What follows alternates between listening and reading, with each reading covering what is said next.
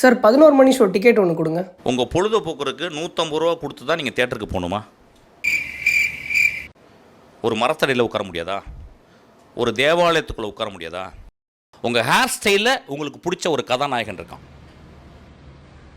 நம்ம எதுக்கு 2 மணி நேரம் 2.5 மணி நேரம் உங்களுடைய ப்ரீஷியஸான டைமை எதுக்கு அங்கே போய் போக்கணும்னு கேட்குறேன்.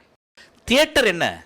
அது ஒரு பெரிய சர்ச்சு, பெரிய மசூதி, பெரிய ஆலயம், நம்ம அம்மாவனுடைய கருவறை.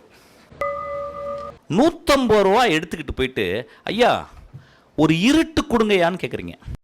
ஐயா ஒரு இருட்டு கொடுங்க ஐயா.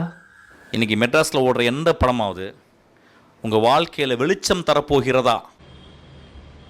இந்த படத்தை நான் பார்க்கும்போது என் அம்மாவிட்ட நான் எப்படி நடந்துப்பேன், இந்த படத்தை பார்க்கும்போது நான் காதலிட்ட நான் எப்படி நடந்துப்பேன், இந்த படத்தை பார்க்கும்போது என் தந்தையிடம் எப்படி நடந்துப்பேன், இந்த படத்தை பார்க்கும்போது என் வீட்டுக்கு முன்னால் ஒரு செருப்பு தைக்கிறேன் அவன்கிட்ட நான் எப்படி நான் வந்து மரியாதையாக பேச போகிறேன், ஆட்டோ டிரைவர் இறங்கும்போது அவன் முதுகை எப்படி தடவி கொடுக்க போகிறேன். நீங்கள் யோசிச்சு போயிருக்கீங்களா? இது வரைக்கும் போயிருக்கமா?